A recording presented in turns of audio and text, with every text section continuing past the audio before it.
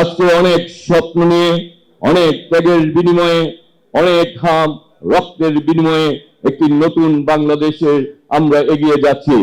আমাদের এই নতুন বাংলাদেশের স্বপ্ন সেদিনেই পরিপূর্ণ হবে যখন বাংলাদেশে একটি গণতান্ত্রিক বাংলাদেশ প্রতিষ্ঠিত হবে, যখন মানুষ তার ভোটাধিকার ফিরে পাবে, যখন বাংলাদেশে মানুষের মৌলিক অধিকার বাস্তবায়িত হবে, যখন বাংলাদেশ মানুষের বাক স্বাধীনতা বাস্তবায়িত হবে, সেদিনে আমরা নতুন বাংলাদেশকে বাস্তবায়ন করতে পারবো। আমাদের একটি দেশের জন্য পৃথিবীর ইতিহাসে একটি মাত্র দেশ, যে দেশের জন্য মানুষ, যে দেশের ভাষার জন্য মানুষ রক্ত দিয়েছে, যে দেশের স্বাধীনতার জন্য মানুষ রক্ত দিয়েছে, যে দেশের জন্য বারবার স্বৈরাচারী শাসনের পতনের জন্য মানুষ রক্ত দিয়েছে, যে দেশে মানুষ তার অধিকার ফিরে পাওয়ার জন্য বারবার রক্ত দিয়েছে, এত রক্তের বিনিময়ে আমরা যে দেশ পাচ্ছি, সেই দেশ যাতে কোনো চক্রান্ত ষড়যন্ত্রের মাধ্যমে কোনো আধিপত্যবাদী শক্তি যাতে আবারও ধ্বংস করতে না পারে, সেই ব্যাপারে আমাদেরকে সবাইকে সজাগ থাকতে হবে।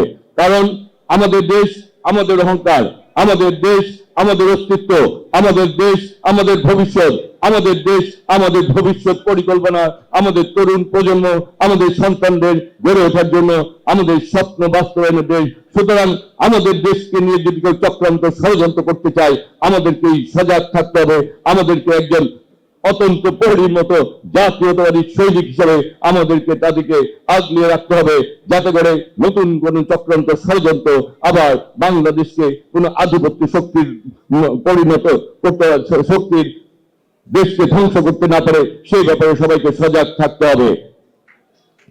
আমরা আমাদের নেতা শহীদ রাষ্ট্রপতি জিয়াউর রহমান, যিনি স্বাধীনতার ঘোষণা দিয়েছেন, সশস্ত্র বিপ্লব সশস্ত্র সংগ্রাম করেছেন, সেক্টর কমান্ডার ছিলেন, বাংলাদেশের ইতিহাসে একমাত্র সেক্টর কমান্ডার, যে 13টি সেক্টর সেই যুদ্ধের সময় তৈরি হয়েছিল, সবগুলি হেডকোয়ার্টার ছিল ইন্ডিয়াতে, একমাত্র শহীদ রাষ্ট্রপতি জিয়াউর রহমানের সেক্টর ছিল এই বাংলাদেশে। সশস্ত্র বিপ্লব করে, সশস্ত্র সংগ্রাম করে তিনি যুদ্ধের নেতৃত্ব দিয়ে আমাদেরকে যে দেশ দিয়েছেন, সেই দেশ আমাদের সম্পদ, আমাদের অহংকার। আমরা বলতে চাই, শহীদ রাষ্ট্রপতি জিয়াউর রহমান বাংলাদেশকে স্বপ্ন দেখিয়েছেন, স্বপ্নের বাস্তবায়ন করেছেন। আর আমাদের নেত্রী দেশনেত্রী বেগম খালেদা জিয়া বাংলাদেশের একমাত্র নেত্রী, আপোষহীন নেত্রী, যিনি কখনোই কোন স্বৈরাচারের সাথে কখনোই আপোষ করেননি, কখনো কোন স্বৈরাচারের কাছে মাথা নত করেননি।